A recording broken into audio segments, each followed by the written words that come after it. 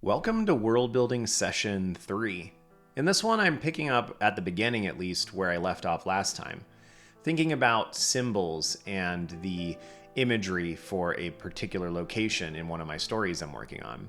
This is a coastal region where the inhabitants of this continent originally landed after escaping from an Atlantean world. And so I want there to be echoes of the things that came before, the things that they have enshrined in their coat of arms, in their logo. I'm working on these logos specifically for my world building sketchbook. I want to make sure that I have lots of different symbols and things that I can put in there, but mostly as I'm telling my story, it's an excuse. It's an excuse to think about the way things look for my characters as they're moving through this space. And that's really, I think, at the crux of this entire project.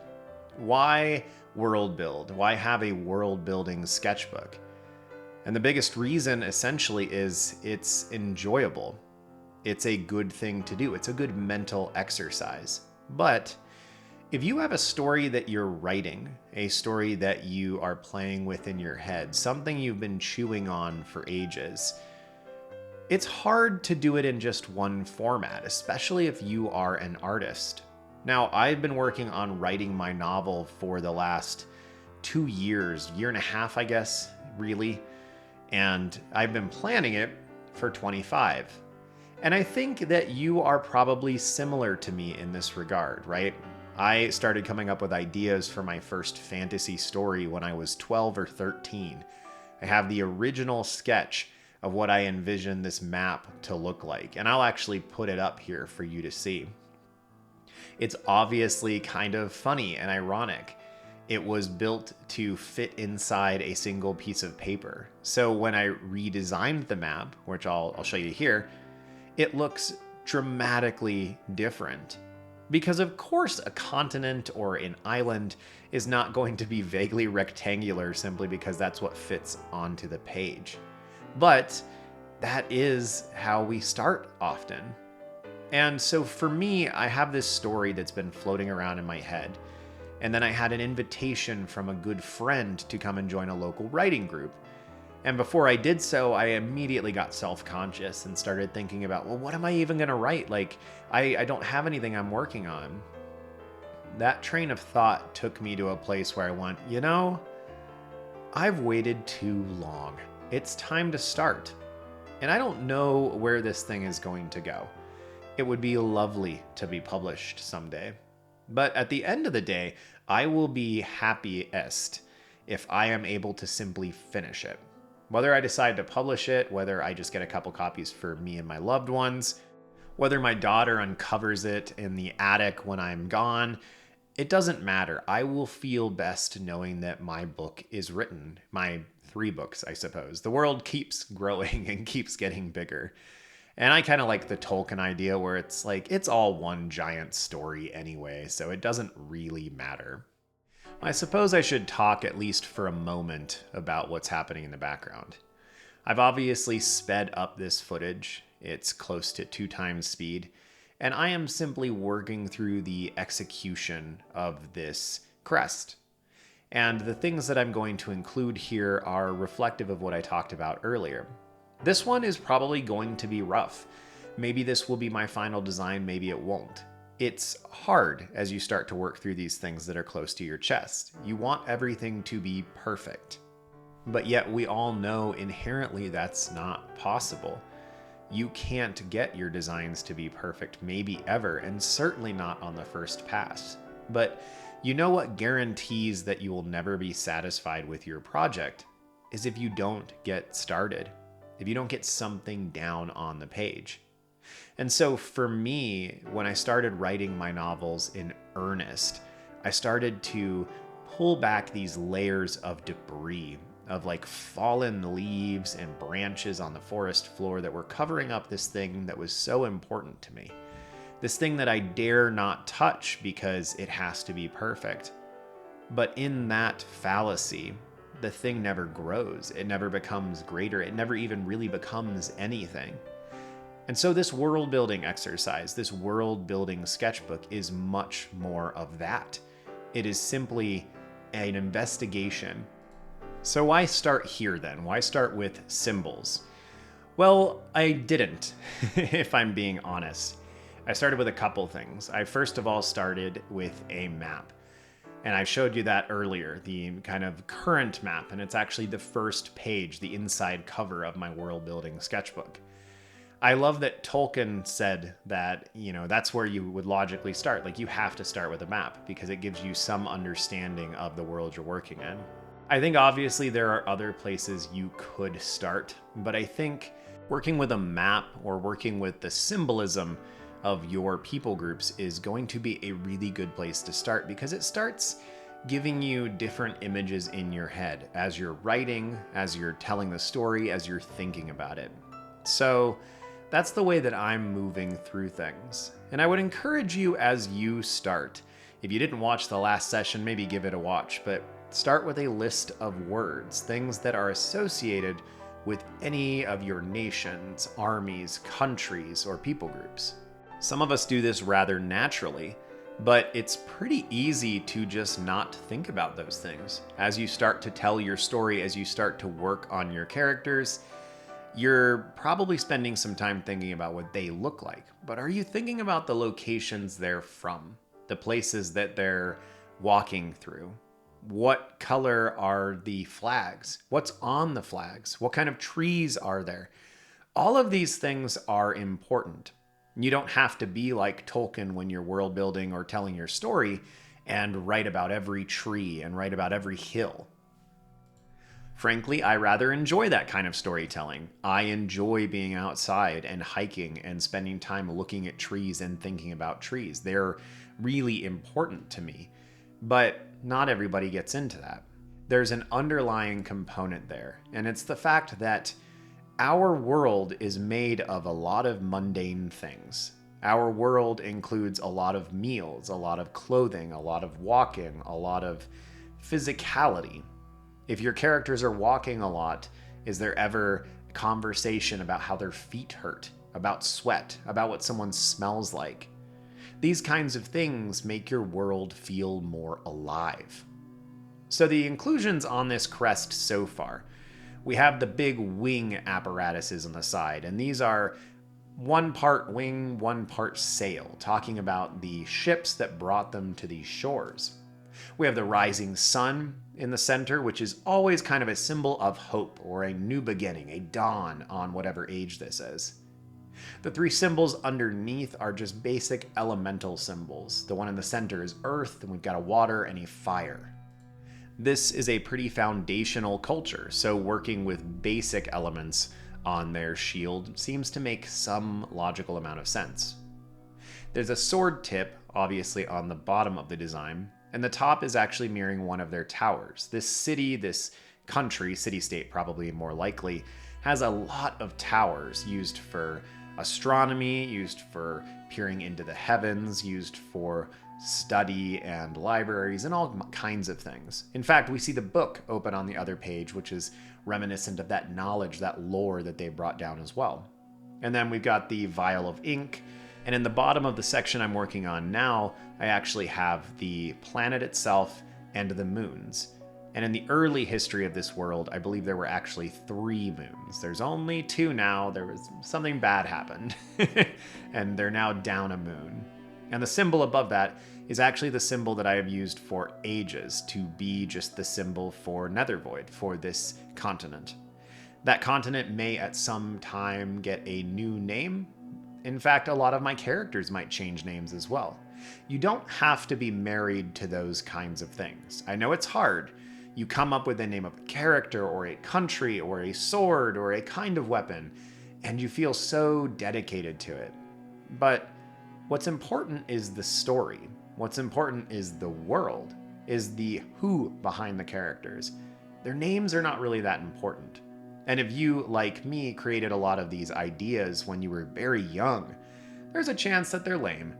And there's a chance that they're really cool too, but it's okay. If they're lame, it doesn't mean you're bad at this. It just means that you might need to take another look at things as you get older, wiser, and more knowledgeable. I've come to the conclusion that there's a good chance I might change my main characters' names at some point. And that would make me maybe a little sad to do so, but it's really not that big a deal because the story has to breathe on its own. So I'm kind of coming to the end of this crest. But this isn't going to be the only thing I do for this session. I'm actually going to dive into just a normal page in my world building sketchbook. This crest, unfortunately to me, near the end of it, felt a little boring. And that's going to happen sometimes. But don't let those things discourage you from your world building, because you're probably going to have a lot of bad looking knives and shields and pieces of clothing and robes and tomes and magical energies before you really lock into the ones that are exciting and cool. Every time you finish a drawing, it's okay to just look at that and go, I'm glad I did this. I'm glad I finished a thing.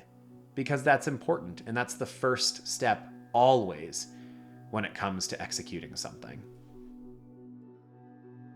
I'm finishing up this crest, and I'm going to call it good for now. I'm not satisfied with it. I'll come back to it later, I'm sure. But for now, we're going to move on to some food, because there are a few things in life that make me happier than food. Now, this might seem like a funny place to jump to next, but this, as the title says, obviously, is a Thulean root cellar. If you don't know what a root cellar is, it's really an old world convention and idea. I actually wish that I had a root cellar, but it is generally just a dug out portion of your yard or a portion of your house that is built into like a hillside that stays much more consistent temperature and humidity wise all year long. And as the name implies, it's for storing roots and vegetables. Sometimes they can be used to ferment cheeses and sausages and things like that. But I find that because I love food so much, and because we as humans need food on a regular basis, that food is actually a really good window into your cultures in whatever world you're building. In some sci-fi situations, this actually is a lovely thing that you can draw as a point of contrast. Let's assume that your people don't really eat food. Maybe they eat replicated food like you see in Star Trek, or maybe it's just food in tubes or tiny little pills that have all the essential nutrients. That feels very much anathema to how we live, because we have these entire holidays that are associated with sitting down and eating foods. So anytime you work on food, you're either drawing a point of similarity or contrast. In that science fiction situation, you're actually drawing a really strong contrast, which is powerful, and people will grab onto that.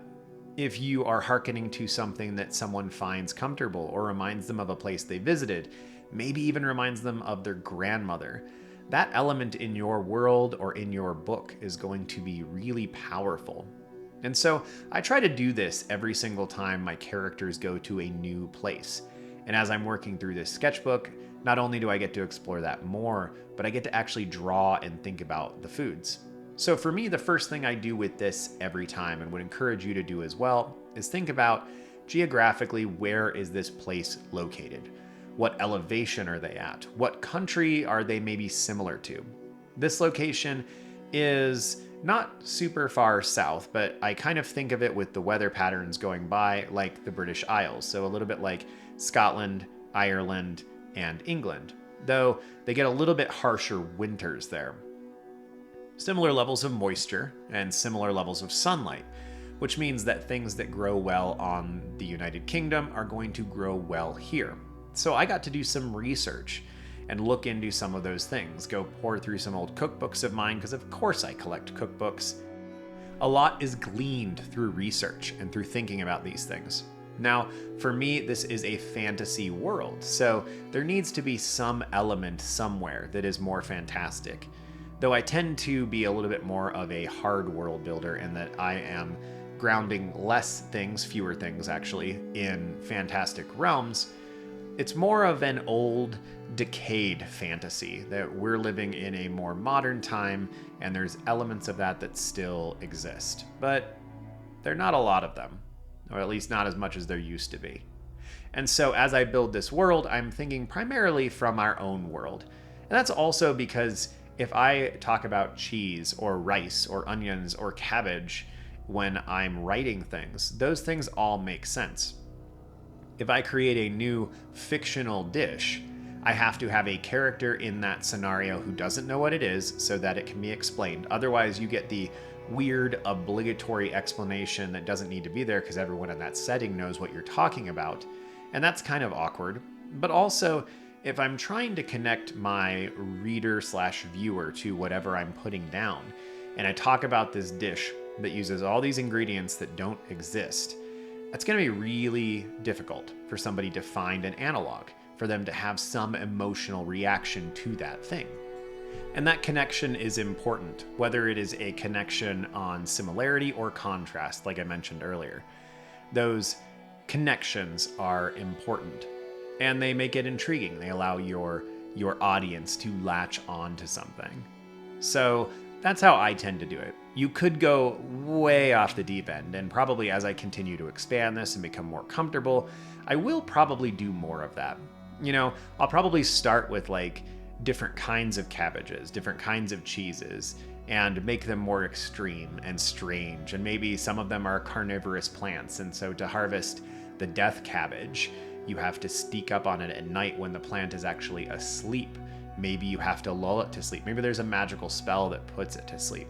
Those kinds of things seem fun, but it needs to have some element that is connected. Otherwise, you end up with something that's a little bit difficult to latch onto. This is something that I ran into when I was reading the first book in the Stormlight Archives by Brandon Sanderson. He has created a world that is basically entirely unlinked from our current world. And as we're talking about food, there are plants that are grown, but they're like semi-alive plants, like they move and stuff like that. And you crack them open and they have grain inside in the same way that wheat would grow grain. So he spends a lot of time breaking those things apart and giving us a lot to chew on. Did not intend the pun, but I'm leaving it. He gives us a lot to chew on as readers and absorbers of that content. And that's fine. It's a massive book in a massive series, and so you've got space to do things like that. But I also found that after most of those things are introduced the first time, they kind of fade into the background. And I like having those kinds of world building elements being things that are included throughout. If you think about Lembas in The Lord of the Rings, it's something that's pretty important. Cram, I think, is what shows up in The Hobbit. They each have some form of bread that lasts a long time because Tolkien, having spent time in war, understood that food is really important, and it's something that needs to be considered. You need to wrap your head around. You can't be under siege or at war for very much time or on long hikes without really having a handle on food. So he included it. I think it's important to do so as well. And it's come to the point where even as my characters leave a place and start adventuring to a new place, they have fresh food for a couple days. Oh, we picked up fresh meat and vegetables and cheese. And after a week of traveling, it's like, oh, now we're having porridge and we're having grain. And like, oh my goodness, I'm so excited. This character kept a little bit of dried sausage in a safe place.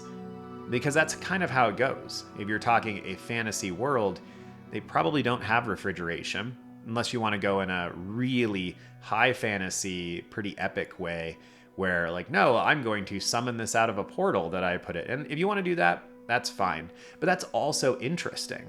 If you have characters where your chef has the ability to have fresh food all the time, spend some time pulling that apart. Like, how are you doing this? How are you keeping the eggs from breaking on our journey? How are you keeping the meat from spoiling? Well, I actually have a portal to an elemental realm inside one of my bags, and I'm able to go in there and fish out different elements for our food. Like, that's cool, and that's interesting. And that's why I think focusing on something as mundane as food is really beneficial when you're world building, because we all have to eat. It's an integral part of our life. And if you leave it out, first of all, if you leave it out, you're leaving out one of the 5 senses, right? Because taste never gets mentioned. Then likely you're only using scent for things that are either inducing disgust or fear, whereas scent can be used as it comes to food. You're smelling these lovely, comforting things. And I think it's important. Try to include as many of those elements as possible. For me, I start with food a lot of the times because I love food. It's a huge part of my just daily enjoyment. I collect cookbooks. I love cooking. I've had big gardens. I've raised animals, for meat and for dairy and for eggs. I've done a lot of those different things. And it's given me a much greater appreciation for just the world at large, but also food in general. So think about what your people eat. And it's a good exercise to draw food-related things too, because you don't spend a lot of time doing that unless you're doing still lifes and other things that we are often associating with education. I did do still lifes when I was in school, and I taught students about still life. I would set up pumpkins around October and November, and we would paint them or draw them in class. Other times a year, I would get pears and pomegranates and bananas and vegetables and pray that the kids didn't eat them in between classes, which inevitably some middle schooler would. And that's just how it goes. But I focused on food because it's important to me, and it always gave me an in whenever I'm world building. So if you don't want to focus on food, I would do it anyway, just because it's good. It's an integral part of our world. But there are other things that you could focus on similarly. You could focus on the wildlife that is around that area. You could focus on the foliage, the plants. You could focus on the environment. What does it feel like? Is it cold? Is it warm? Is it so warm that there's sweat running down your characters' backs? How do you show that in your drawings? There are obviously ways to do that. All of these things are going to influence clothing. And when you're designing clothing or talking about clothing, there's a lot that can be done there. In a couple pages, I'm actually going to get into clothing, which is going to be good for me because I don't do a lot of that kind of drawing. And that actually brings me, I think, to the capstone point of this entire thing, which is when you commit to world building, you are committing to the wholeness of what it is to be human. Even if you're world building races that are not human, you are exploring what it means to be sentient, what it means to be a culture.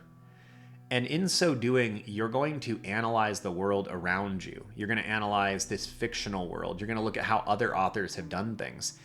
And I find that incredibly fulfilling.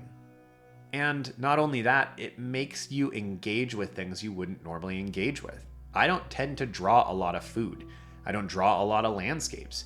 I don't draw maps. I don't draw clothing. But because I'm focusing on this world building sketchbook, I'm going to draw all of those things, and I'm going to research them, and I'm going to study them, and I am going to improve as an artist as I do so. And that, I think, is the strongest reason and recommendation I can give you for why you should try world building as well. Not just in writing form, but also in a drawing form. And maybe if you're very brave or stupid like me, maybe consider getting a sketchbook and dedicating it to one of your stories. And it is simply an exploration. This entire sketchbook is going to be under the guise that a person is exploring this world, and this is their home where they're drawing right now. So everything's really detailed, but as they get out of it, things are going to be a little bit different. So I hope that you'll keep tuning into these as we explore this world and as we see what new and weird things I have to draw. It's going to be to my benefit because I'm going to learn and study and research a bunch of things, but I hope it's to yours as well. I hope as you're listening to these that you are also working on your stuff, and I would love to hear in the comments below what you worked on today. Well, as always, thank you for listening. I really appreciate you being here. Have a good one, y'all. See you soon.